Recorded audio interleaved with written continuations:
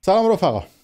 آیا جنگ میشه یا نه؟ این یکی از مهمترین و اصلی ترین سوالاتیه که خیلی از مردم همه جای دنیا، حالا هم ایرانی ها هم اسرائیلی ها و هم کسایی که اخبار ایران و خاورمیانه براشون مهم هستش، در حال حاضر با این سوال دست و پنجه نرم میکنن که آیا جنگ مجددی بین ایران و اسرائیل اتفاق خواهد افتاد یا نه، یا اینکه این جنگ که همه میگن نیمه اولشه و قرار نیمه دومش هم اتفاق بیفته و هر دو طرف توی استراحت بین دو نیمه قرار دارن، چه اتفاقاتی براش خواهد افتاد؟ مردم دلنگرانی که هنوزه صدای اون پهپادها و درگیری پدافند و جنگنده ها تو گوششون میچرخه.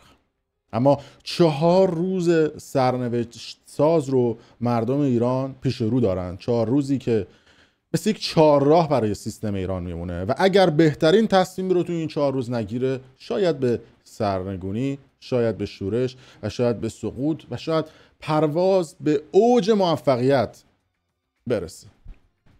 بیاید اول یکم ریز بررسی بکنیم اخبار رسانه‌های مختلف در 24 ساعت گذشته.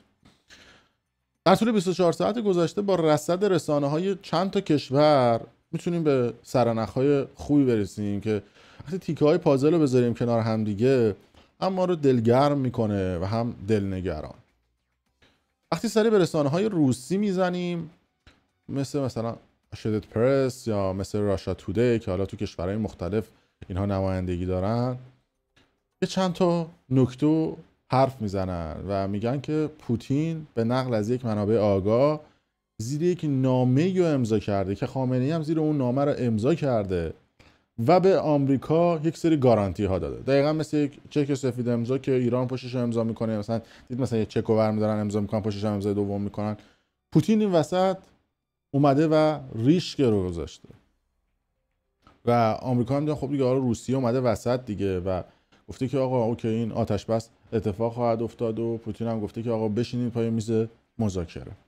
این حرفی هستش که در طول 24 ساعت گذشته توی رسانه ها اومده بیرون. نکته دوم، وقتی شما فعالیت های منطقه رو نگاه میکنید و وقتی بازار رو میبینید و اصطلاحاً وقتی واکنش ها رو میبینید، دیگه اونا نمیتونن به شما دروغ بگن. در حال حاضر هیچ کدوم از کشورها که سفارتخانه‌های خودشون رو تو ایران بسته بودن برنگشتن به ایران. این چه آتش بسته که هنوز سفارتخانه‌ها بسته است. پس این نشون میده که هنوز هر دو طرف درگیر جنگن. حتی خبر رسیده 3-4 روز پیش توی قم صدای انفجار اومده، یکی از دانشمندای هسته‌ای رو ترور کردن. پس هنوز اسرائیل داره به ترورهای خودش ادامه میده تو منطقه، ادامه داره میده توی ایران. و عملاً آتش بس فقط یه شو تبلیغاتی بوده. آتش بس به این معنا بوده که فقط جنگنده و پهپاد نره، موشک هم نیاد، به خاطر اینکه برای هر دو طرف این قضیه گرون تموم میشده. برای اسرائیلیا گرون بوده پهپاد بلند بکنن، جنگنده بلند بکنن، برای ایران هم گرون بوده که بخواد موشک بلند بکنه و پهپاد بلند بکنه و پدافندش سایه بزنه. به حال اینا هم هزینه داره برای هر دو طرف. و این دو طرف گفتن آقا ما میشینیم پای میز و صحبت میکنیم. و عنوان شده بود که قراره که دولت مرده ایرانی برن روز شنبه پای قرارداد بشینن صحبت بکنن. شنبه شد یک شنبه شد دوشنبه، الان گفتن که ظرف 3-4 روز آینده بعد ایران بیاد بشینه پای میز. نه پای میز که آقا ما امتیاز هسته‌ای رو میدیم مثلا شما هم تحریما رو باز بکنید، چون ترامپ هم در طول 24 ساعتی گذشته گفت آقا ما تحریما رو دیگه بر نمیگردونم و دیگه پای میزم با ایران نمیشینم. وقتی میگه پای میز با ایران نمیشینم یعنی قطعا میخوام بشینم اما امتیاز کلفتری میخوام ازت بگیرم. همیشه سیاست همینه. یعنی برعکس اون چیزی که اتفاقی رسانه هست توی آلمان، یه بهش میگن اشپیگل یعنی آینه. و توی ایران هم ما یه خبرگزاری داریم به اسم تصنیم، یه خبرگزاری داریم به اسم فارس. من به اونا میگم اشپیگل ایران، آینه ایران، به خاطر اینکه هر چی اونا میگن شما باید برعکسش رو بدونید. درست، یعنی میگن که همه چی امن و امانه، شما بدونید همه چی داغونه. چون الان داخل ایران هم یه هرج و مرج وجود داره. شما فکر نکنید که خامنه‌ای هم الان از شرایط فعلی راضیه. وقتی این سردارای سپاهشو زدن، حالا یه بحث امنیتی بوده، نیومده نمیدونم نماز میتشون رو بخونه و نمیدونم گفتن آقا ترسیده از پناهگاهش بیاد بیرون و این چیزا. نه، اونا اگه میخواستن بزنن میزدن. خامنه‌ای از دست سردار سپاه شاکیه، به خاطر اینکه اونا برداشت. این خامنه‌ای شما فکر نکنید مثلا میزنه مثلا BBC میبینه یا مثلا ماهواره کنترل ماهواره گرفته دستش اینجوری میزنه مثلا ایران اینترنشنال میبینه یا مثلا من و تو میبینه یا فوتبال. نه، اون کل زندگیش با گزارشاییه که منابعش میارن بهش میدن، با گزارشایی که فرماندهاش میارن بهش میدن. چپ و راست فرماندهاش تو سی میمدن آقا ما بهترین موشک‌ها رو داریم، ما بهترین پدافند رو داریم، ما بهترین چیز رو داریم، اصلا آمریکا نمیتونه بیاد، اسرائیل نمیتونه بیاد، اصلا بیاد یه جو پشه رو ما تو هوا میزه.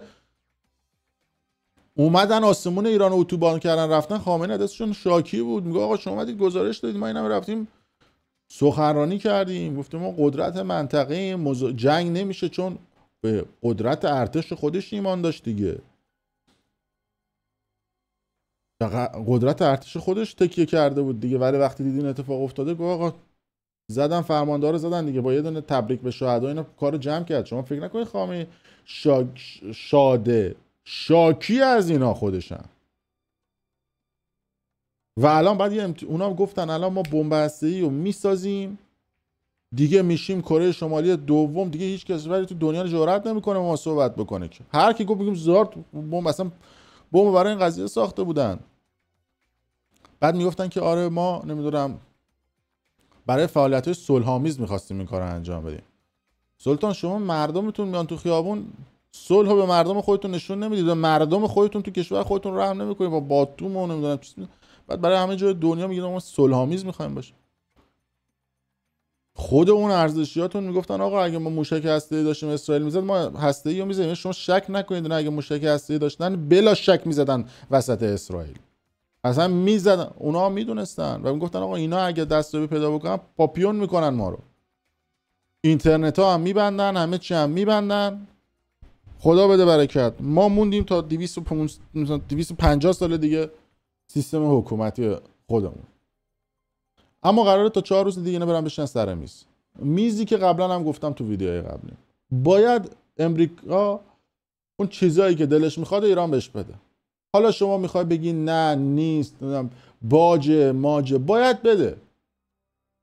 وقتی گذاشتی اومده تو آسمون کشورت، وقتی آسمون کشورت رو اتوبان کرده بعد بهش امتیاز بدی. شما نگاه نکنید به این تحلیلگرای نمیدونم تصنیم یا تحلیلگرای اونوری. چیزی که واقعیت داره اتفاق میفته، مردم با پوست و گوشت و استخونشون لمس کردن صدای جنگنده ها رو، این یعنی آقا امنیت سرش گرده. همین الان آمریکا به شهرونداش گفته ایران رو ترک کنید از مرز زمینی. همین الان کانادا مدام به شهرونداش ایمیل میزنه اینو میگه. خیلی از کشورها هنوز سفارتخونه‌هاشون رو باز نکردن و آسمان ایران برای پروازهای داخلی باز نیست. ببین اون کسایی که تصمیم گیرندن تو شورای عالی امنیت ملی و جای مختلف، اونا تو اسرائیل جاسوس دارن. یعنی شما شک نکنید که ایران هم کف موساد و کف پنتاگون و وسط ارتش اسرائیل جاسوس داره. ایران داره، اونا هم دارن. یعنی یه نون جاسوسی اینا دو طرف میخورن. هر دو طرف سمت هم دیگه جاسوس دارن. اونا به اینا خبر رسوندن آقا احتمال جنگ هست، اینا هم به اونا خبر رسوندن احتمال جنگ هست. برای همینه که پروازهای ایران هی 24 ساعت یه بار لغو میشه. هنوز فرودگاه ایران بسته است. ببین اینا حقایقی که تو جامعه داره اتفاق میفته دیگه. یعنی اینا چیزاییه که نمیشه کتمانش. شما اگه شاید امن بود، شاید کارشناس خودشون اومده تو صدا و سیما گفته آقا هفته دیگه بین ایران و اسرائیل جنگ خواهد شد. اما من خودم پیش بینی میکنم این جنگ به جای اینکه فیزیکی باشه و با موشک و پهپاد باشه، بیشتر روی میز اتفاق خواهد افتاد. چون جنگ سایبری هم اتفاق افتاده دیگه. شما الان نگاه بکنید بانک‌های ما رو دارن چپ و راست هک میکنن. چه بانکی که چپ و راست هکتون میکنن؟ بانک‌ها که داره چپ و راست هک میشه. وضعیت مملکت هم رو هوا.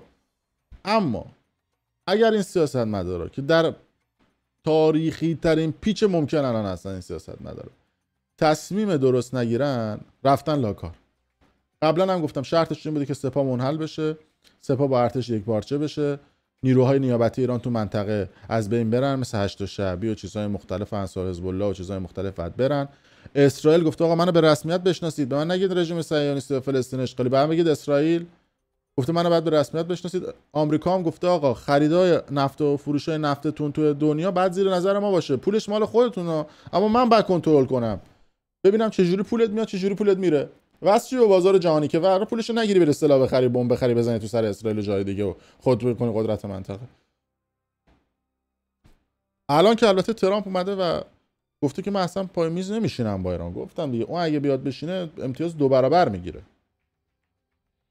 اون نمیاد الان بشینه پای میز بگه آقا اوکی همون امتیازات قبلی، چون اصلا گفته آقا اینا اومدن دروغ گفتن همیشه توی جنگا میگن دو طرف جنگ بازنده، اما جنگ ایران و اسرائیل تنها جنگی توی دنیا بود که 3 کشور ادعای پیروزی میکردن. ایران میگفت ما پیروزیم، اسرائیل میگفت ما پیروزیم، آمریکا می وسط میگفت آقا من اصلا این وسط بودم، من پیروزم. من اومدم بیدو بلند، یه بیدو بلند کرد پیاده که آقا آتش بس تمام شده.